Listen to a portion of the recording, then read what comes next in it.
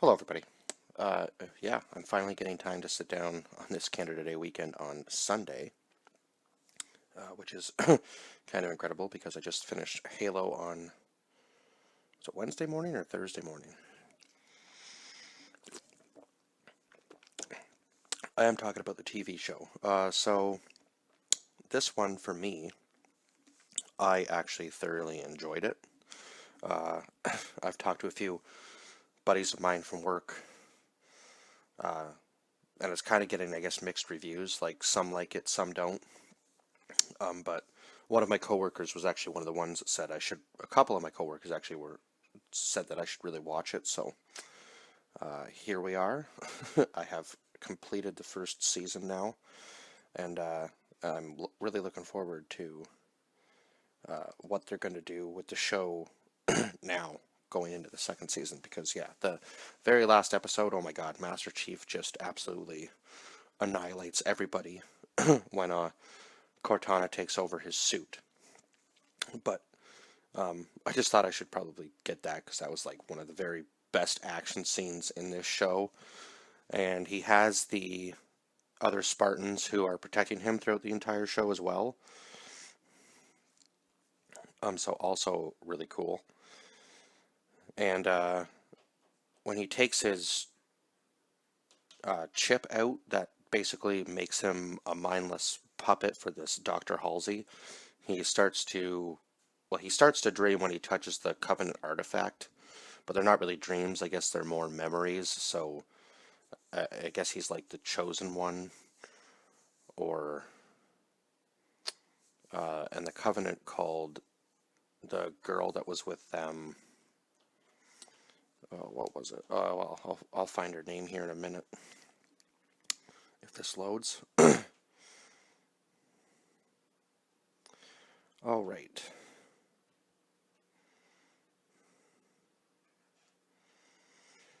Okay, so we have Pablo Schreider playing Master Chief. And the thing about this is, I think maybe they could have waited another episode before they took off the mask. But I think the effect they were kind of going for with this one is it was more chilling. To me, it felt more chilling when he put the mask back on again because that's when you knew he was going to go into like straight killer mode, right? I think maybe that's kind of what they were hoping to create with having the mask off and making it feel more personal when he's just John, and then when he puts on the mask, he becomes the Master Chief, right? Kind of thing. And I mean, the other Spartans are just the other Spartans, right? Okay, so then we have.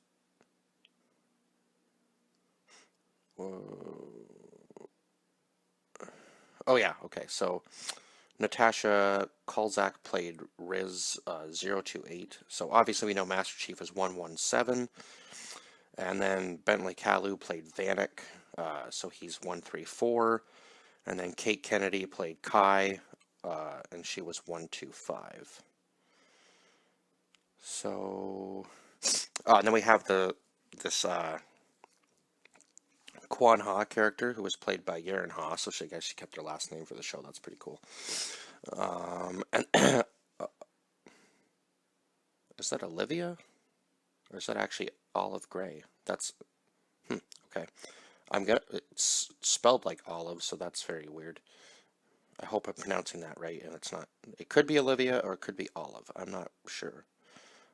Olive Gray played Dr. Miranda Keyes. And who played...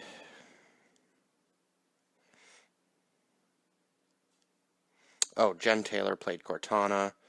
Bokeem Woodbine played Soren, or 066. And Natasha Malcone, I think, played Dr. Catherine Halsey. And, oh, we had Bern Gorman playing Vincent Grath. And then I guess really the rest of the cast is kind of secondary, except for there was one other guy that was somewhat important. Oh, I think it was it Jacob Keyes? Danny Sapani played Captain Jacob Keyes. Yeah, I think that was the other one. that was important. I'm trying to remember. Oh, right. Charlie Murphy played Mackay, or it wasn't the Sacred One. I'm trying to think.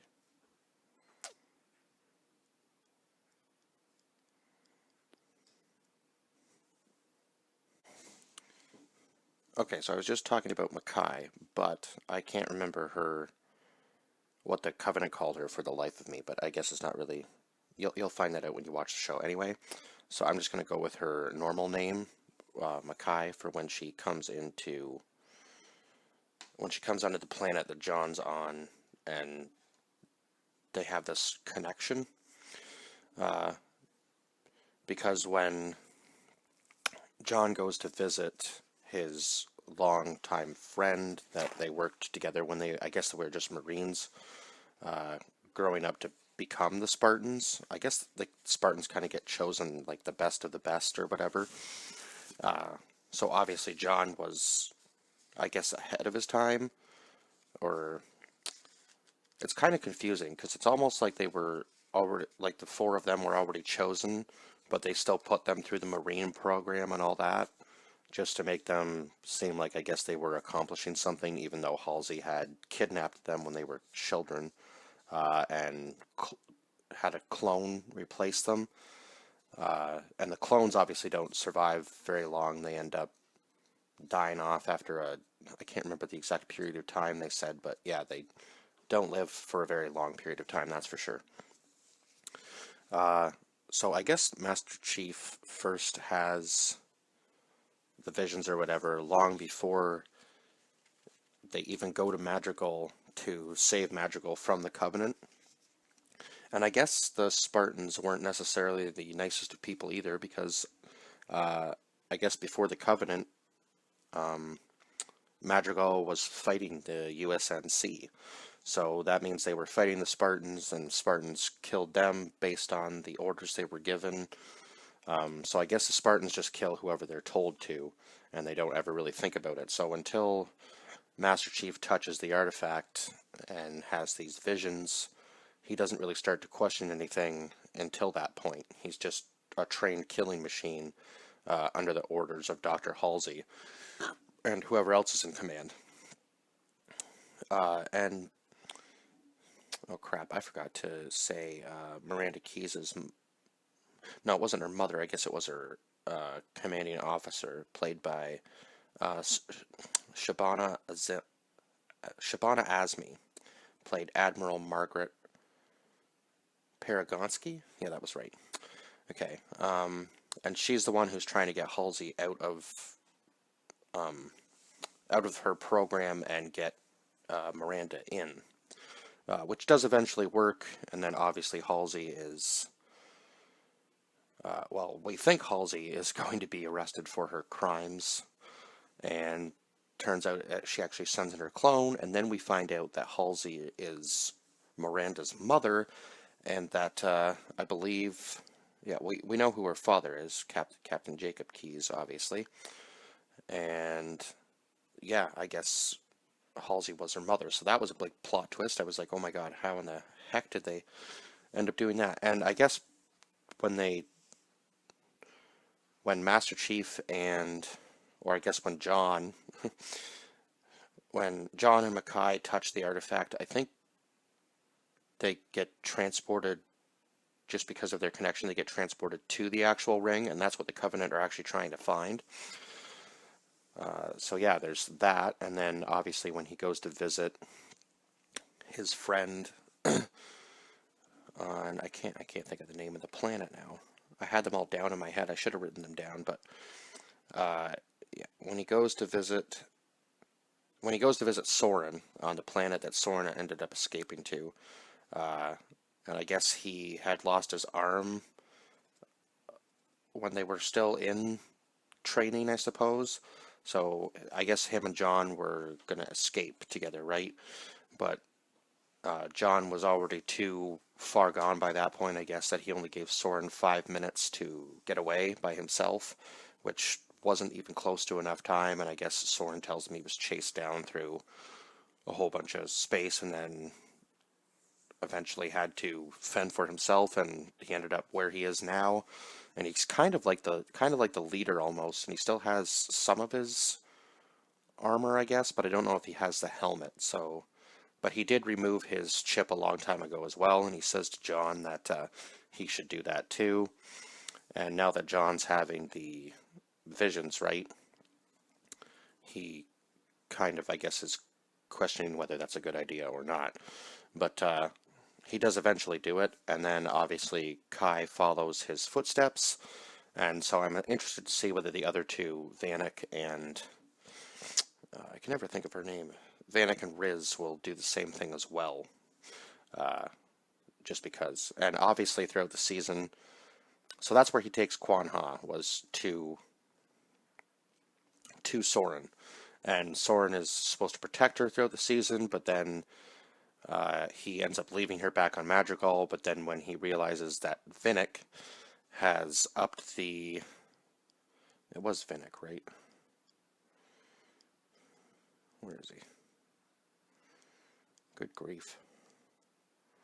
No, sorry, Vinsher. When he realizes that Vinsher has upped the bounty on Quan Ha's head, because I guess he wants that whole family wiped out, just so he can have full control of Madrigal, because I guess it was her father who had control before, but then he died in the very first episode from the Covenant, and she was the only survivor, and they were supposed to take, the USNC was supposed to take her back to be executed, but then Master Chief comes to and saves her,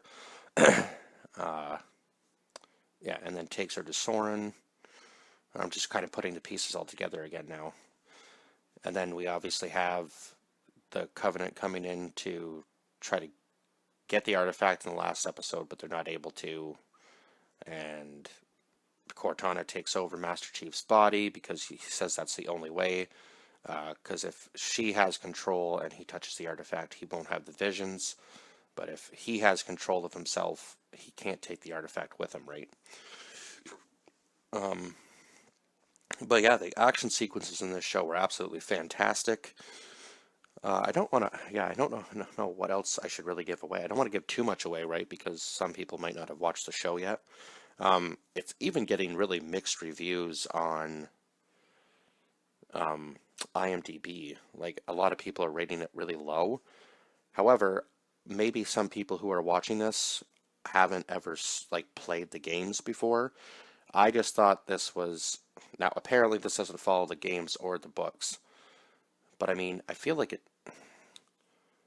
talks about the rings, it talks about the artifact, it has the Covenant in it, even the three leaders there. If I wish I could remember his name from the third game, was it? I think I'm gonna have to go back and play the games now, but if I'm remembering correctly, I don't remember there ever being like a pre-Cortana. As far as I remember from playing the games, Cortana was always there right from the very first game. Like, she was already in your head, and she just you're kind of battling with her at some points where she kind of is taking over, and eventually at one point we end up removing her because it's just so painful. And even the connection between Cortana and Master Chief ends up hurting him, I think if I'm remembering correctly. I'm gonna have to go back and play them now, because yeah, it's been a long time since I played the Halo games. So yeah, I think I will go back and maybe replay through the campaigns. But yeah, that was the most interesting part to me, honestly, was the pre-Cortana. Like, we actually get to see the creation of Cortana through Dr. Halsey, and how she's able to clone herself and all the other things that she's able to do. So she really did have a brilliant mind. She just used it in the wrong ways by obviously kidnapping these kids and making them into killer soldiers, because she doesn't believe that humans should have emotions. They should just have one set purpose. So she's not the best person to have around. She definitely doesn't deserve to have any power, that's for sure. Because if she did, she'd just have a bunch of mindless robots doing whatever she wanted them to do, without them even consciously knowing whether it was right or wrong. And I guess she would just kind of, in her mind, it would be right, but it wouldn't matter to anybody else. So I guess on Madrigal, Quan Ha is trying to rally the troops together, and I will be right back. Okay, so as I was saying, on Madrigal, once Soren takes her back there, obviously he's doing it for his own reasons, right? Because he just wants the money out of the deal. And he knows that she has a very high price on her head, but he's also going with her to protect her, but then he ends up leaving her on the planet and then coming back. But when he does come back, they are able to take out Venture together. So that was a good thing for the show, because with him there, it would have been really bad. And she finds out a lot about her dad in the show as well, as to why he was doing what he was doing on Madrigal, obviously. So yeah, I really did enjoy this show. I think it just kept getting better as the show went on. And obviously the last episode when Cortana takes over Master Chief's body and he just absolutely like massacres all the Covenant on the on the planet that the Covenant are on. He just absolutely like annihilates them all. So yeah, that was pretty cool to see him just go off. And now that Cortana has control of his body, I don't think we're going to see him taking the helmet off a lot in season 2. More than likely, anyway. I would imagine that he is going to be in that suit for a much longer period of time, and I think that's maybe why this season they did a little bit more of the personal side of things, just to kind of get you to really, I don't know, feel what he would be going through with all of that, right? Because he has to go back to the planet he originally lived on with Halsey and her little, I guess, other puppet guy that she has with him, basically, or with her, basically. I can't even remember his name because he was more of a secondary character. And Kai almost kills Halsey at one point, but Halsey escapes, luckily. Well, not luckily. It was kind of like, ugh, I just wish somebody could catch her. But she always seems a little one step ahead. But anyway, yeah. So I gave this show a 9 out of 10 because I thought that's what it deserved. Obviously, the rating on IMDb was a 7 out of 10 based on 50,000 people rating it. And then I guess some of the people that didn't really like it said that it wasn't based on the books or the game.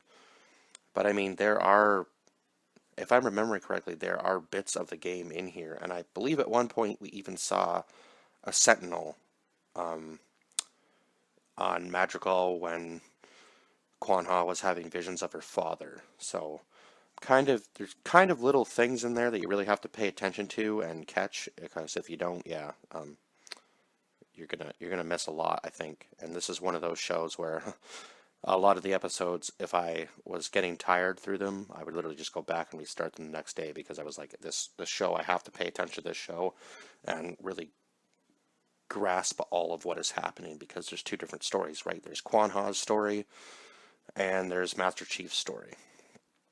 So yeah, I'm kind of interested whether they will ever meet again and what's going to happen to Soren, sort of thing. Now that he's stealing from the UNSC, so that's going to be interesting to see what happens there. Because Master Chief is still part of the UNSC. I just think he's going to be kind of becoming more separate from it as the show progresses.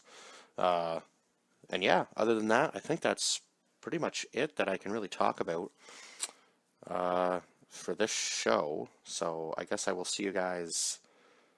I guess the next episode would be, or yeah, the next thing I'm going to be talking about will probably be Elvis and the Black Phone after this one. So yeah, I will see you guys in the next one. Bye bye for now.